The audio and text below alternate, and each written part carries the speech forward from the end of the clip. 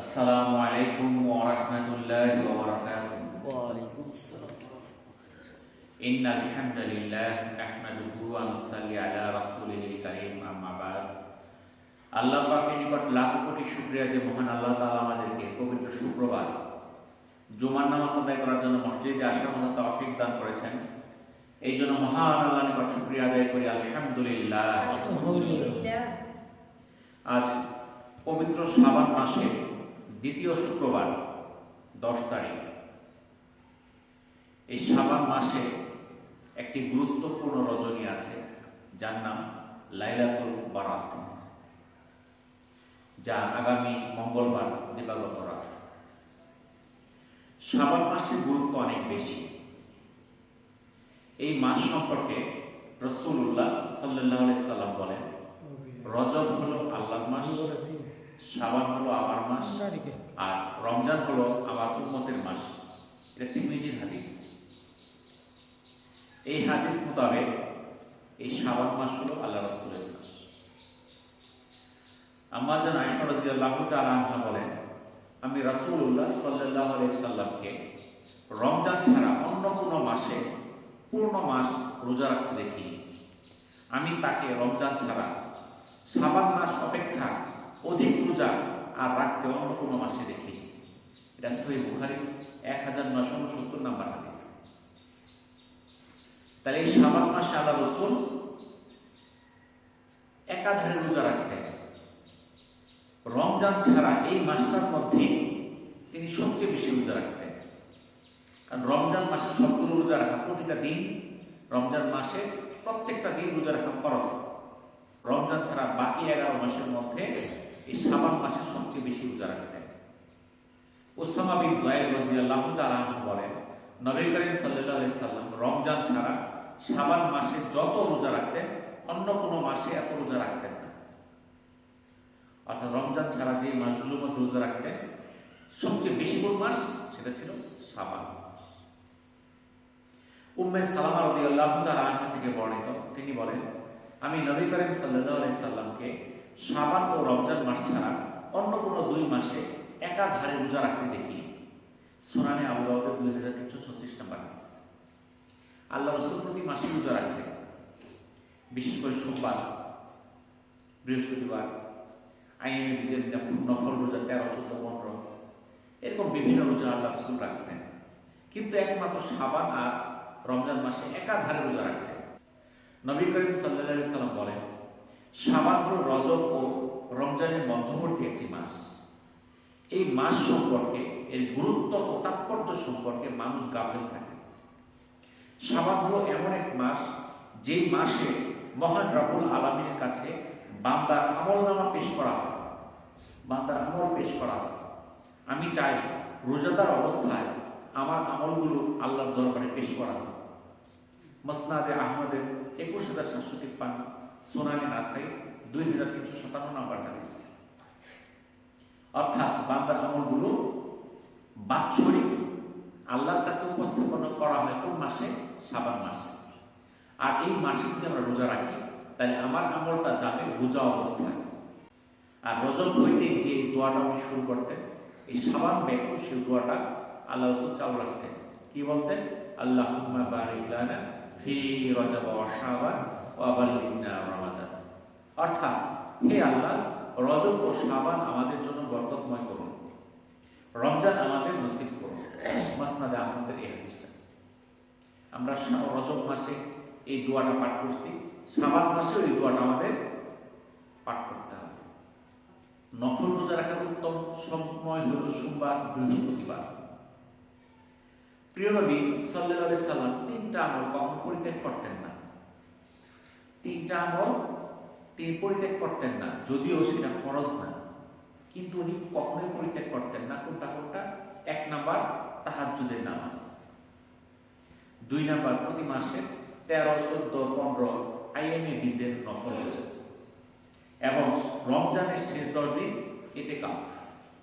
এটা জামিউস সগীর এবং সহিহ বুখারী 1975 নম্বর হাদিস। তাহলে আল্লাহ রাসূল কি করছেন?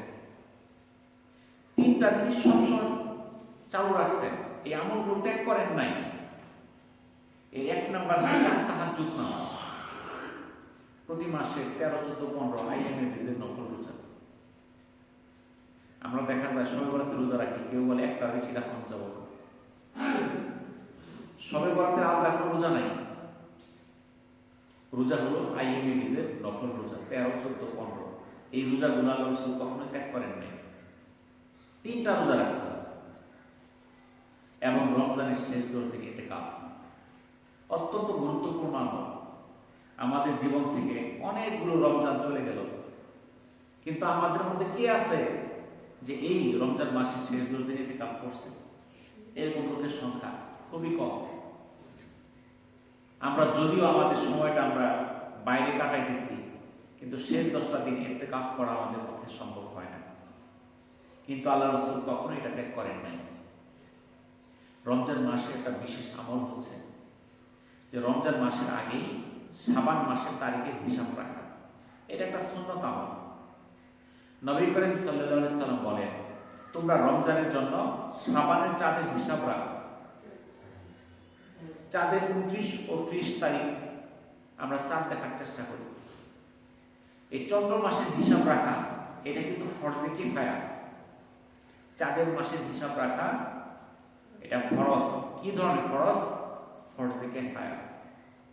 কারণ এই চাঁদের উপর ইসলামিক বিধিবিধানগুলো সম্পর্কিত।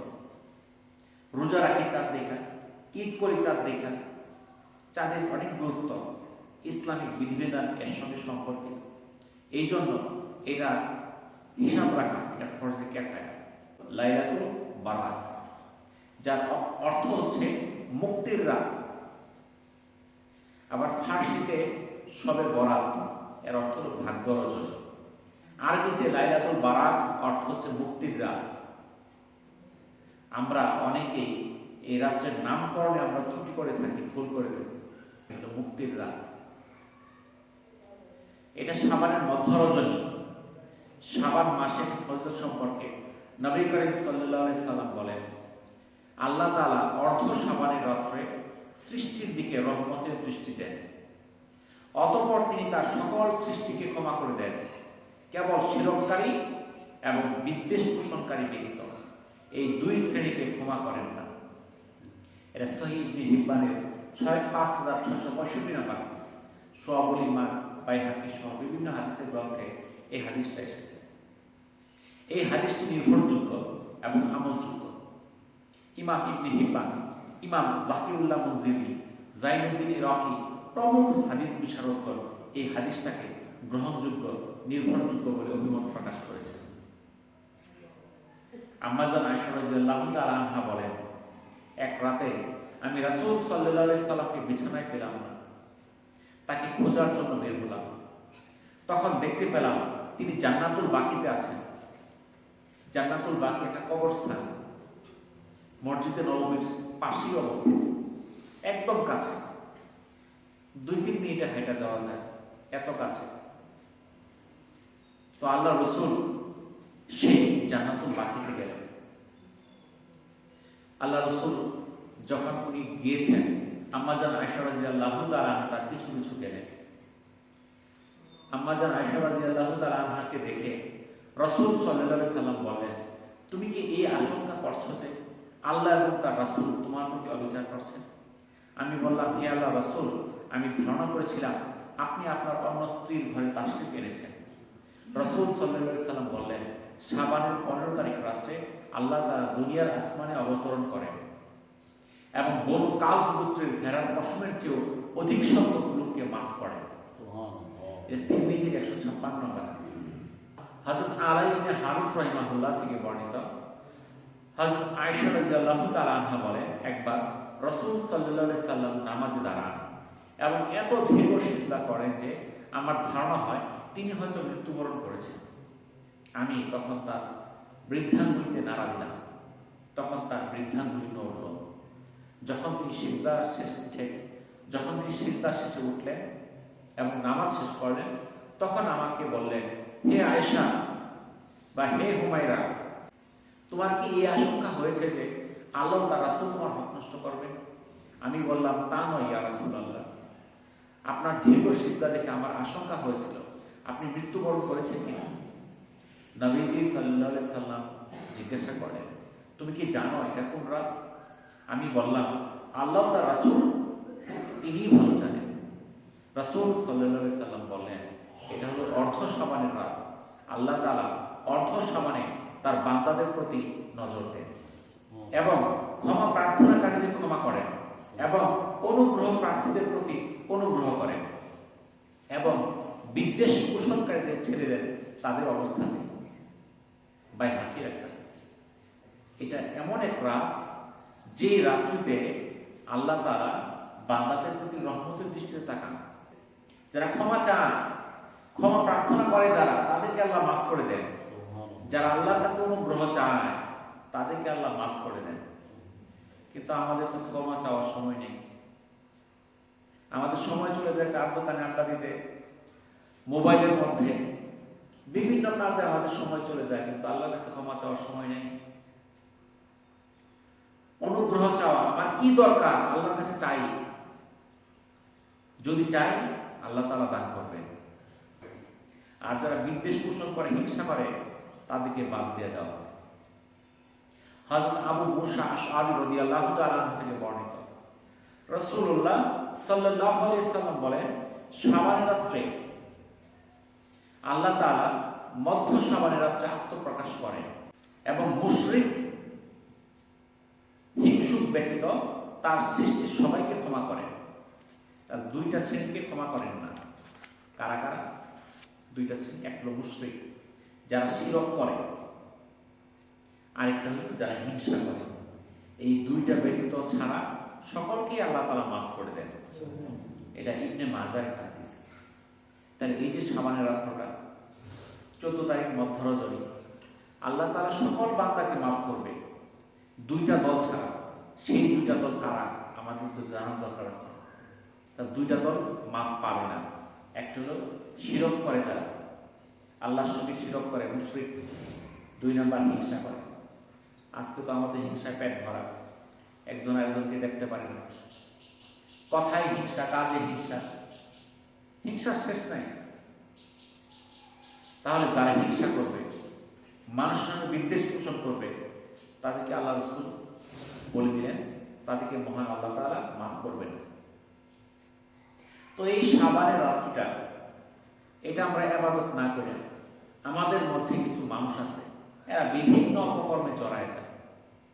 কেউ কেউ আছে কবরস্থানে মোমবাতি জ্বালায়। ঢাকা শহরে গেলে দেখবেন এই শাবান রাত্রিতে কবরের মধ্যে সমান চারিদিকে মোমবাতি জ্বালায় রাখছে। এগুলো কোনো ইসলামিক বিধান না। অনেক জায়গায় আছে বোমা ফোটা, পটকা ফোটায়, আতশবাজি করে, সাজসজ্জা করে, লাইটিং করে, বিরিয়ানি পোলাও রান্না করে, হালুয়া রুটি বিলায়, মানুষের বাড়ি বাড়ি রুটি বিলায়, আছে না এরকম? এগুলো বিদাত। এগুলো শবে বরাতের আমল না। এগুলো দ্বারা কোনো ফায়দা আসবে না। অনেকে মনে করে এই যে আমার ভাগ্য লেখা হবে, 1 বছর আমি কি খাবো, কি করবো, এটা মসজিদে বিভিন্ন জায়গায় বয়ান করে, 1 বছর বাজার লেখা দেওয়া হবে, এরকম অনেকে মনে করে। এরকম এই সম্পর্কে একটা হাদিস। আবু আব্দুর রহমান আব্দুল্লাহ ইবনে মাসউদ রাদিয়াল্লাহু তাআলা বলেন, রাসূলুল্লাহ সাল্লাল্লাহু আলাইহি সাল্লাম ছিলেন সত্যায়নকারী, সত্যবাদী। তিনি আমাদের বলেছেন, নিশ্চয় তোমাদের প্রত্যেক মানুষ সৃষ্টির তার মায়ের পেটে 40 দিন জমাট বাঁধা রক্তপিণ্ড রূপে পরিণত হয়, তারপর 40 দিন মাংসপিণ্ডে পরিণত হয়, অতঃপর তার কাছে ফেরেশতা প্রেরিত হন। তিনি তার ভেতরে রূহ ফুঁকে দেন। তাকে 4টি বিষয়ে লিখে দেওয়ার নির্দেশ দেওয়া হয়: জীবিকা, বয়স, আমল এবং তার সৌভাগ্য, দুর্ভাগ্য। সহিহ বুখারী 3208 নম্বর হাদিস। তাহলে আমি যখন মায়ের পেটে ছিলাম, তখনই কিন্তু আমার দেহের মধ্যে রূহ ফুঁকে দেওয়া হয়, আর 4টি বিষয়ের সঙ্গে সঙ্গে লিখে দেওয়া হয়। জীবিকা, কি করে খাবো আমরা, বয়স কতদিন বাঁচবো, কি সৌভাগ্য আছে, কি দুর্ভাগ্য আছে, সব লিখে দিচ্ছে মায়ের পেটে থাকা অবস্থায়। আব্দুল্লাহ ইবনে আমর ইবনে আস রাদিয়াল্লাহু তাআলা থেকে বর্ণিত, রাসূলুল্লাহ সাল্লাল্লাহু আলাইহি ওয়াসাল্লাম বলেন, আসমান সমূহ ও জমিন সৃষ্টির 50,000 বছর পূর্বেই আল্লাহ তাআলা শিও মাখলুকাতের তাকদীর বা ভাগ্য লিখে রেখেছেন। এটা সহিহ মুসলিমের 2653 নম্বর হাদিস। অর্থাৎ এই আসমান জমি সৃষ্টির 50,000 বছর আগে আল্লাহ তাআলা মানুষের তাকদীর ভাগ্য লিখে দিয়েছেন। এই জন্য কেউ কেউ মনে করে সারা বছর নামাজ পড়তাম না, রোজা রাখতাম না, সবে বরাত এক রাত্র নামাজ রোজা পড়িয়া আমি সব ভাগ্য লেখাইলাম, এরকম কেউ মনে করে যে এক রাত্রের বাজেট সব হয়ে যাবে। আসলে এটা ভুল। আল্লাহকে কেউ ধোঁকা দিতে পারবে না। আপনি সারা বছর নামাজ পড়বেন না, রোজা রাখবেন না, ভালো আমল করবেন না, মন্দ কাজ করবেন, এক রাত্রে আমল করলে আপনাকে দিয়ে দিবে? আপনি দেখেন আপনার প্রতিবেশী আছে কিংবা নিকটাত্মীয় আছে, আপনার সঙ্গে সারা বছর খারাপ আচরণ করে, দেখলে মন্দ কথা বলে, আপনার কথায় চলে না, বসে না, ওঠে না, হঠাৎ একদিন একটু ভালো বললে আপনি সব দিয়ে দিবেন? আর যে সারা বছর ভালো কাজ করে, আপনার সঙ্গে ভালো সম্পর্ক রাখে, আপনার কথায় চলে, উঠে বসে, আপনার ভালো মন্দ দেখে, সেই লোকটা কিন্তু চাইলে আপনি দিবেন। এরকম যদি আপনি মনে করেন এক রাত্র আমল করে আমি আল্লাহর কাছে সব চাই নেবো, এটা ভুল। আমল করতে হবে আমাকে সারা বছর, আমাকে 5 ওয়াক্ত নামাজ আদায় করতে হবে, আল্লাহর হুকুমগুলো মানতে হবে। আল্লাহ তাআলা সূরা আল হাদীদের 22 নম্বর আয়াতে বলেন, পৃথিবীতে এবং তোমাদের উপর যে বিপদ আসে তা পৃথিবী সৃষ্টির পূর্বেই কিতাবে লিপিবদ্ধ করা আছে, নিশ্চয়ই এটা আল্লাহর জন্য খুবই সহজ। তাহলে এই পৃথিবী সৃষ্টির পূর্বে আমার ভাগ্যের লেখাটা লিখে দেওয়া হয়েছে, সেটা আল্লাহ তাআলার কাছে কঠিন কিছুই না। সূরা শুআরা 23 নম্বর আয়াতে বলেন, তোমাদের উপর যে বিপদ আসে তা তোমাদের কৃতকর্মের ফল এবং তোমাদের অনেক গুনাহ তিনি ক্ষমা করে দেন। আমাদের উপর বিভিন্ন রকম বিপদ আসে, আমরা আতঙ্কিত হয়ে যাই, হতাশ হয়ে যাই, কিন্তু এই বিপদগুলো আমাদের কৃতকর্মের ফল। মহান রব্বুল আলামিন আরো বলেন, আল্লাহ তাআলা প্রথমে কলম সৃষ্টি করেছেন, অতঃপর কলমকে বললেন লেখো। কলম বলল, হে রব, কি লিখব? তিনি বললেন, কিয়ামত পর্যন্ত প্রত্যেক জিনিসের তাকদীর লেখো। সুনানে আবু দাউদের 4700 নম্বর হাদিস। তাহলে আল্লাহ তাআলা প্রথম সৃষ্টি করেছেন কোনটা? কলম। কলম সৃষ্টি করার পরে কলমকে বললেন তুমি লেখো। কলম বলতেছে, হে রব, আমি কি লিখব? আল্লাহ তাআলা কলমকে আদেশ দিলেন, কিয়ামত পর্যন্ত যত যা কিছু হবে সকল কিছুই লেখো, প্রত্যেকটা মানুষের তাকদীর লেখো। সেটা লেখা হয়ে গেছে এই পৃথিবী আসমান জমিন সৃষ্টির পূর্বেই। মহান রব্বুল আলামিন সূরা হজের 70 নম্বর আয়াতে বলেন, তুমি কি জানো না যে নভমণ্ডল ও ভূমণ্ডলে যা কিছু আছে আল্লাহ তাআলা সবই জানেন? নিশ্চয়ই এই কিতাবে লেখা আছে। অবশ্যই এটা আল্লাহর কাছে সহজ। তাহলে আমরা হয়তো মনে করতেছি আল্লাহ তাআলা আমাদেরকে দেখতেছে না, জানতেছে না কি হবে, কিন্তু এটা ভুল। আল্লাহ তাআলা সবই জানেন। এই ভূমণ্ডলে নভমণ্ডলে যা কিছু আছে সবই জানেন কে? আল্লাহ। নিশ্চয়ই সেটা কিতাবে লিপিবদ্ধ করা আছে। আল্লাহর কাছে সেটা খুবই সহজ। সৎকর্ম ব্যতীত অন্য কিছু আয়ুষ্কাল বাড়াতে পারে। এই যে আমাদের তাকদীর লিখে দেওয়া হয়েছে, তো এর বয়স এতদিন লিখে দেওয়া। আপনি দেখবেন যে আমাদের বাংলাদেশে জাতীয় সংসদে বাজেট পাস করা হয়, আবার মাঝখানে বাজেটের 2-4 মাস চলে গেছে, আবার সম্পূরক বাজেট করে, সংশোধন করে, কোন জায়গায় বাজেট বাড়ায়, কোথাও কমায়, এরকম হয় না? আমাদেরও যে আমাদের তাকদীরের বয়স লিপিবদ্ধ করা আল্লাহ তাআলা লিখে দিয়েছেন, কিন্তু এটা পরিবর্তনযোগ্য। কিভাবে? সৎকর্ম দ্বারা। আল্লাহ রাসূল বলেন, সৎকর্ম ব্যতীত অন্য কিছু আয়ুষ্কাল বাড়াতে পারে না। দোয়া ব্যতীত তার তাকদীর রদ হয় না। এটা সুনান ইবনে মাজাহ 4022 নম্বর হাদিস।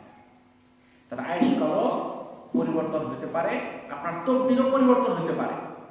আয়ুষ্কাল বাড়াইতে চাইলে কি করতে হবে? ভালো কাজ করতে হবে। আপনি ভালো কাজ করেন, মানুষের উপকার করেন, দ্বীনের খেদমত করেন, সদকায়ে জারিয়ার কাজ করেন, যেই কাজগুলো আপনার আখিরাতে কল্যাণকর সেরকম কাজগুলো করেন, মসজিদ মাদ্রাসার কাজ করেন, আপনি মানুষকে দ্বীনের দিকে ডাকেন, মসজিদে নিয়ে আসেন, আপনি ভালো কাজগুলোর দ্বারা আল্লাহ তাআলা আপনার হায়াতকে বাড়ায় দেন। আপনার ভাগ্যে একটা মন্দ কিছু ছিল, দোয়ার দ্বারা সেটা পরিবর্তন হয়ে যেতে পারে।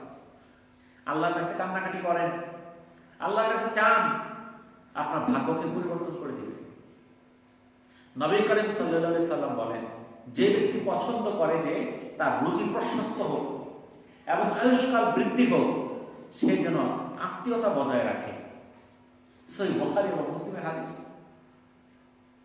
তাহলে কি, যদি আপনি আপনার রুজিকে, আপনার ইনকামকে, আয়কে বাড়াইতে চান, আপনার অভাব শেষ হয় না, আয়ের সংকট, আয় হয় না, আপনি আয় বাড়াইতে পারবেন, আপনার রুজিকে প্রশস্ত করতে পারবেন, আপনার হায়াতকে বৃদ্ধি করতে পারবেন।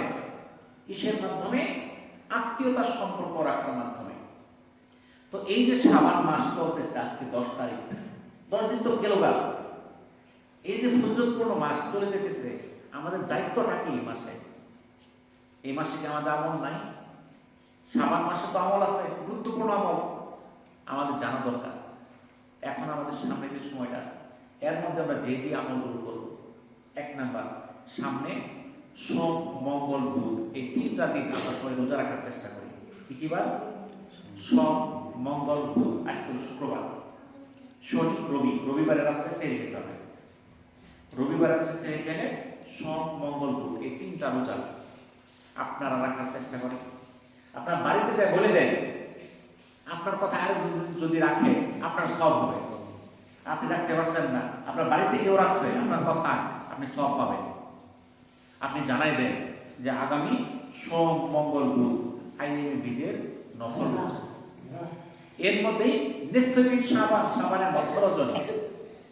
আপনি চেষ্টা করেন এই পুরা শাবান মাসে প্রতিটা সোমবার এবং বৃহস্পতিবার রোজা রাখা।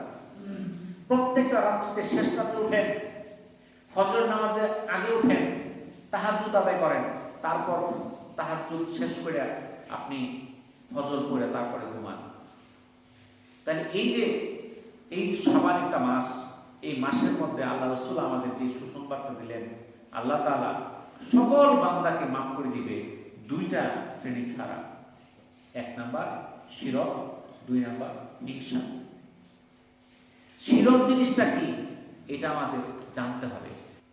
শিরকযুক্ত আমল 1 নাম্বার হচ্ছে আল্লাহর সাথে কাউকে শরীক করা। এই আল্লাহর সাথে শরীক করা বিভিন্ন ভাবে হতে পারে। পবিত্র কোরআনে সূরা বানী ইসরাঈলের 39 নম্বর আয়াতে আল্লাহ তাআলা বলেন, আল্লাহর সাথে অন্য কোনো উপাস্য স্থির করো না, তাহলে নিন্দিত ও বিতাড়িত অবস্থায় জাহান্নামে নিক্ষিপ্ত হবে। আল্লাহ তাআলা ধমকি দিয়ে দিলেন, আল্লাহর সাথে তুমি অন্য কাউকে উপাস্য স্থির করো না, তাহলে তুমি নিন্দিত হবে, তুমি বিতাড়িত অবস্থায় জাহান্নামে যাবে। আমাদের মধ্যে কেউ কেউ আছে আল্লাহর কাছে না চায়, পীরের কাছে, অলির কাছে, আউলিয়ার কাছে, কবরবাসীর কাছে, তাদের কাছে চায়, সন্তান চায়, ছেলে সন্তান চায়, পীর বাবার কাছে ছেলে সন্তান দেয়। বলে নাউজুবিল্লাহ।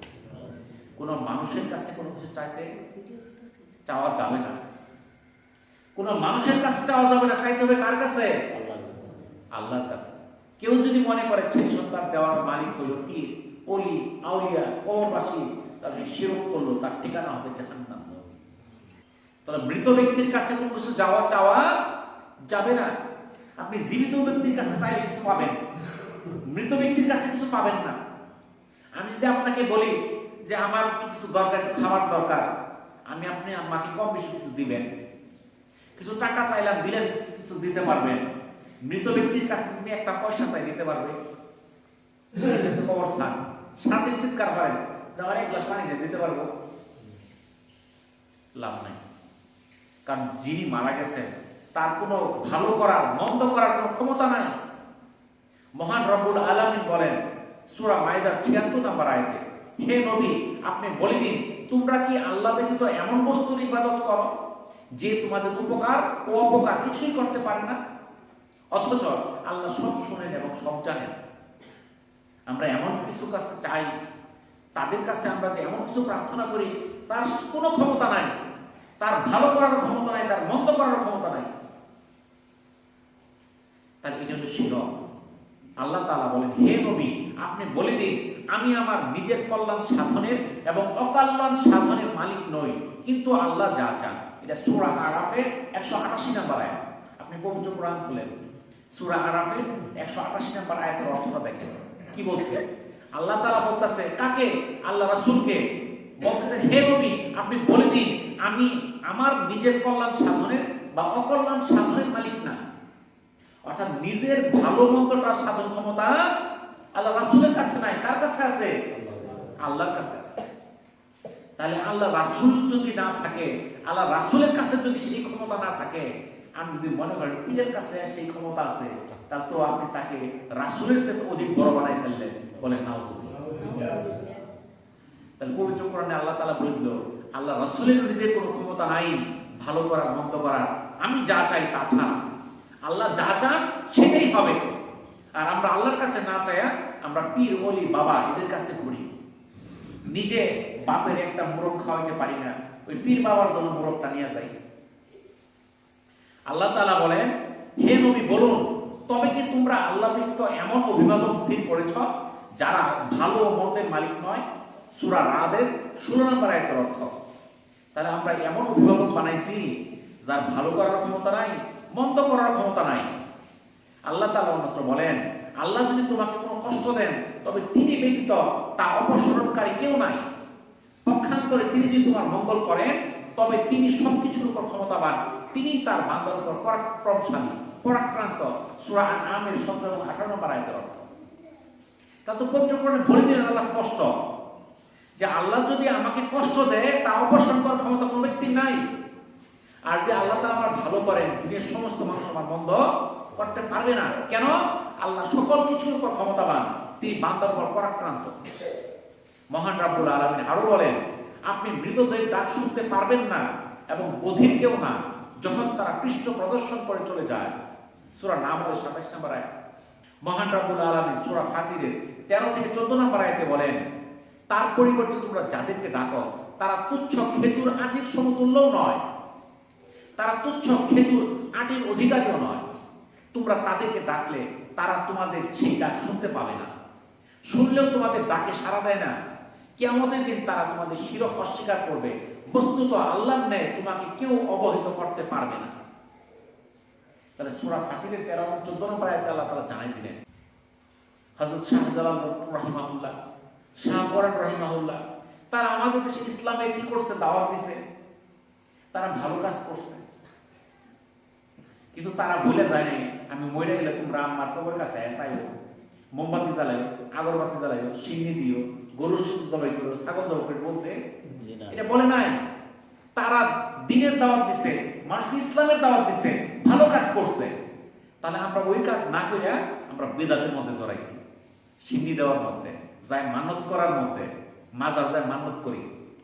এই যখন রাজনৈতিক ইলেকশন হইতেছে দেখবেন যে বিভিন্ন এমপি দাঁড়াইছে, কেউ যায় অমুক পীরের মাজার থেকে তার নির্বাচনী কাজ শুরু করতেছে, কেউ অমুক পীরের মাজারে গেছে। এটা সব দলের লোকই যায়, এটা একদল যেতেছে তা না, সব দলে যেতেছে। একজন এক এক জায়গা থেকে তাদের কার্যক্রম শুরু করতেছে, মনে করতেছে আমি অমুক পীরের মাজারে যে নির্বাচনটা শুরু করি তাহলে আমি পাশ করবো। কি কন? তাহলে তো সবাই পাশ করে ফেলতো, তাহলে তো ফেল করে কে? সূরা আনকাবুতের 17 নম্বর আয়াতে আল্লাহ তাআলা বলেন, তোমরা তো আল্লাহর পরিবর্তে কেবল প্রতিমারই পূজা করছো এবং মিথ্যা উদ্ভাবন করছো।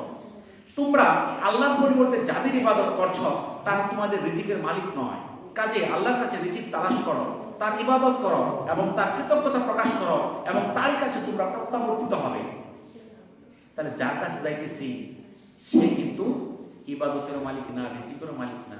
রিজিকের মালিক কে? আল্লাহ। তাহলে রিজিকের তালাশ করতে চাইলে কার কাছে চাইতে হবে? তাহলে আল্লাহর কাছে চাই, তাই তো আল্লাহ তাআলা আমার আশা পূরণ করে দেয়। আমার তো ওখানে যাওয়ার দরকার নাই, পীর বাবার কাছে যাওয়ার দরকার নাই। রাসূল সাল্লাল্লাহু আলাইহি সাল্লাম বলেন, যখন তুমি কোনো কিছু চাইবে তখন আল্লাহর কাছেই চাইবে, আর যখন সাহায্য প্রার্থনা করবে তখন আল্লাহর কাছে সাহায্য প্রার্থনা করবে। এর তিরমিজি 2516, সহিহুল জামি 7957 নম্বর হাদিস। তাহলে আল্লাহ ব্যতীত অন্য কারো কাছে চাওয়া এটা কি? শিরক, শিরক। আর যে শিরক গুনাহ করবে আল্লাহ তাআলা তাকে মাফ করবে না। এই যে 14 শাবানের রাত্র 15 তারিখ এই রাত্রিতে দুই শ্রেণী মানুষকে ছাড়া সবাইকে মাফ করে দিবে।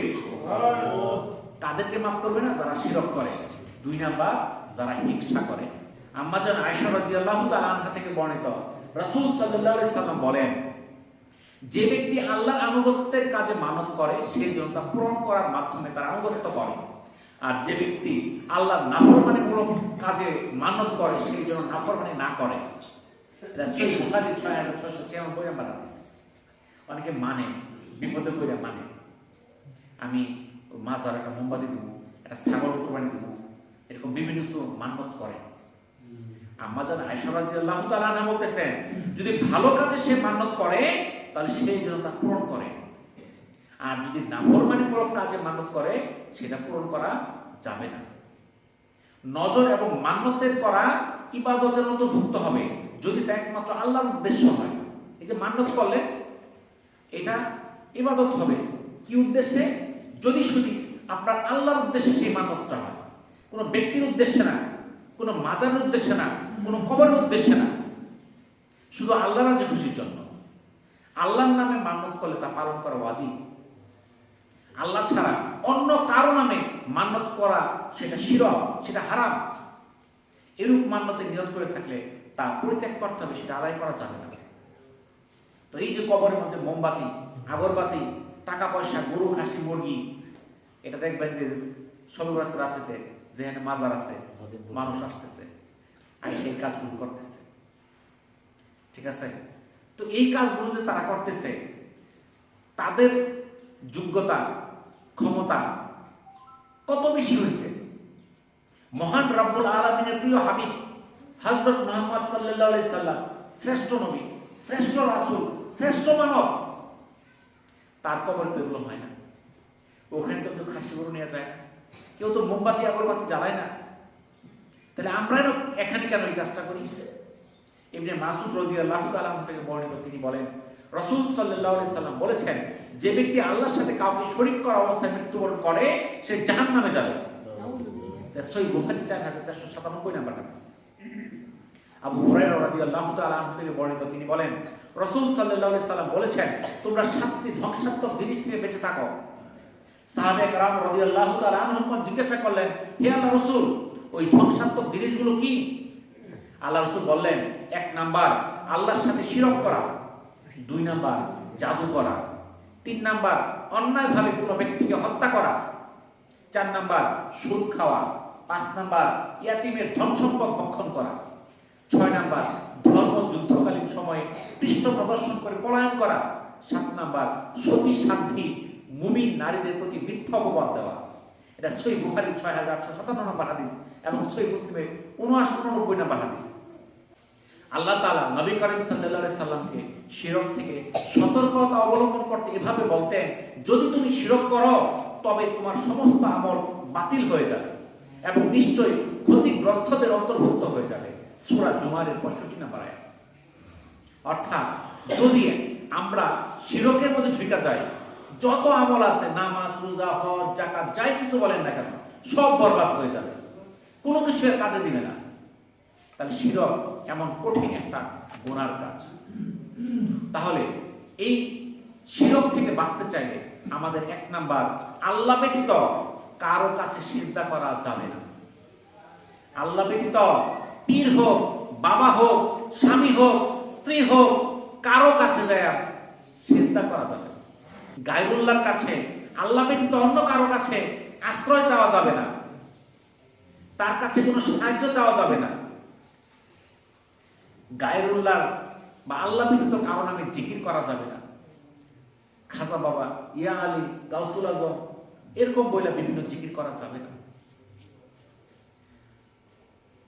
গায়রুল্লাহর নাম বুলন্দ করা, শপথ করা, আল্লাহ ব্যতীত কারো নামে শপথ করা যাবে না। শপথ করতে হবে কার নামে? আল্লাহর নামে। আপনি যদি সত্য বলতে চান, যদি সঠিক কথা হয়, আপনি আল্লাহর কসম কাটবেন, কোনো মানুষের না, সন্তানের নাম। আমরা কই ফেল বাহির আমার পুরা মাথা ধরে শপথ করতেছি, কোরআন শরীফের শপথ করতেছি, এগুলো নিষিদ্ধ। শপথ করা যাবে একমাত্র আল্লাহর নামে, অন্য কারো নামে শপথ করা যাবে না। আল্লাহর নাম, আল্লাহর যে গুণাবলী আছে, এইরকম কোন গুণাবলী মানুষের মধ্যে আছে এরকম মনে করা শিরক। যদি কেউ মনে করে মানুষ গায়েব জানে, এটা শিরক। মানুষ মানুষকে মুক্তি দিতে পারে, বাঁচাইতে পারে, সন্তান দিতে পারে, এরকম কিছু ধারণা করে, গণন জ্যোতিষী এরকম যদি ধারণা করে, অগ্নি বলে দিতে পারে, এটা শিরক। কাবা ঘর ব্যতীত পৃথিবীর কোনো ঘরকে তাওয়াফ করা যাবে না। আমাদের দেশে কোনো কোনো জায়গায় মাজারে তাওয়াফ করে, এগুলো শিরক। গায়রুল্লাহর সামনে, আল্লাহ ছাড়া কারো সামনে মাথা নত করে দাঁড়ায় থাকা, এটাও শিরক। আল্লাহ ছাড়া, আল্লাহর হুকুম ব্যতীত কেউ আমাকে সুপারিশ করবে দুনিয়াতে কিংবা আখিরাতে, এরকম ধারণা করা কি শিরক। দেশে কিন্তু পীরের কাছে মানুষ যায় বেশি কেন জানেন? তার একটা জিনিস, যে পীরের কাছে, পীরের মুরিদ হলেই ওদেরকে নিয়ে জান্নাতে নিয়ে যাবো না। জান্নাতের মধ্যে একটা নৌকা আনবো, ওই পীর কি করবো, সব অমরটা নৌকা তুলে নিয়ে জান্নাত তুলি করবো। তো হাসর ময়দান কি নদী নাকি যে নৌকা আনবো? কোন হাদিসে পাইছেন নদী? এটা নৌকা কই পাবো? নদী নাই। হাসর ময়দান তো খোলা ময়দান। আল্লাহ তাআলা যাকে সুপারিশ দিবে একমাত্র সেই সুপারিশ করতে পারবে, আর কেউ কোনো সুপারিশ করার কোনো ক্ষমতা থাকবে না। আল্লাহর যে ক্ষমতা আছে, এই ক্ষমতা কোনো মানুষেরও আছে, এরকম যদি কেউ মনে করে তাহলে সেটা শিরক। তাহলে সেই কাজগুলো আমরা কখনো করব না। তাহলে আমরা যদি শিরক থেকে মুক্ত থাকতে পারি, আমরা যদি হিংসা থেকে মুক্ত থাকতে পারি, তাহলে এই যে 14 শাবান, নিসফে শাবান, এই শাবানের মধ্য রজনী, এই রজনীতে আল্লাহ তাআলা আমাকে মাফ করে দিবেন। এই আপনারা যারা যারা রোজা রাখবেন, রোজা রাখতে হবে সোম, মঙ্গল, বুধ, কয়দিন? 3 দিন। সোমবার, মঙ্গলবার, বুধবার, এই রবিবার থেকে খেতে হবে। এই 3টা রোজা আপনারা রাখবেন। আপনারা না রাখতে পারলে বাড়িতে বলবেন, যারা পারে, যাদের পক্ষে সম্ভব, তারা যেন 3টা রোজা রাখবে। ঠিক আছে? আর এই রাত্রিতে অনেকে বলে আমি কেন নামাজ পড়ব? নামাজ আপনি এশার নামাজ জামাতের সঙ্গে পড়বেন। কইরা আপনি কোরআন তেলাওয়াত পারেন, কোরআন তেলাওয়াত করেন, জিকির করেন, নামাজ পড়েন 2 রাকাত করে। নামাজে আলাদা কোনো নিয়ত নাই, 2 রাকাত নফল করে আপনি যতটুকু পারেন নামাজ পড়বেন। যখন শরীর ক্লান্ত হবে ঘুমাই যাবেন, আবার ফজর নামাজ জামাতের সঙ্গে পড়বেন। আপনি আল্লাহর কাছে কিছু চান, আল্লাহ তাআলা এই দিন প্রথম আসমানে চলে আসবে বান্দা কি চায় তা দেওয়ার জন্য। তাহলে এই রাত্রটা আমরা আমল করার চেষ্টা করি। আর এই শাবান মাসে আল্লাহ রাসূল সবচেয়ে বেশি রোজা রাখছেন।